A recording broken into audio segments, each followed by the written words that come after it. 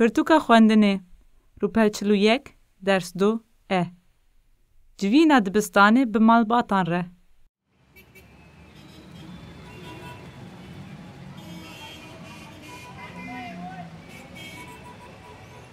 Oğir Bezerê xanım, bixêr, tu bi ku ve diçî? Tev li oğirê. Ez ê biçim dibistana Dîlanê.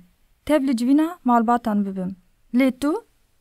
Ez jî diçim wir, ji bo rewşa dersên kurê xwe merwanî hîn bibim. Her diçe dersên wî xirabtir dibin. Ez ê jî mamosteyên wî hîn bim. Ka çima? Ma tu nizanî Nazê xanım. Mamoste û dibistan. Vek berî guh nadin perwerdeyê zarokan.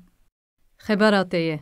Çend sal berê du me carek civînek bi dê û bavên zarokan re çê dikirin.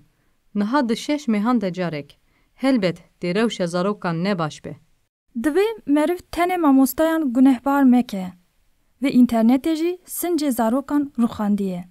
Ji sibeya heta êvarê lîstikan dilîzin têda. Bi taybet zarokên kurîn. Helbet dersên wan jî dê ne baş bin. Zarokên keçîn baştirin ji yên kurîn. Zêde bala xwe nadin ser lîstikan. Dîsa jî divê em hizira xwe bidin her du aliyan jî.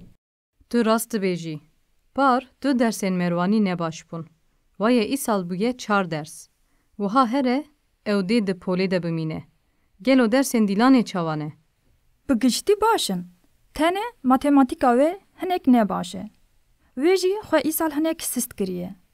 Dê ka em herin van pirsgirêkên bi mamosteyên wan re guftûgû bikin. û pêşniyaz bikin ku civînên bi vî rengî pir caran bên çêkirin. Dê ji bo zarokan baş be. Rast e. De ka em herin.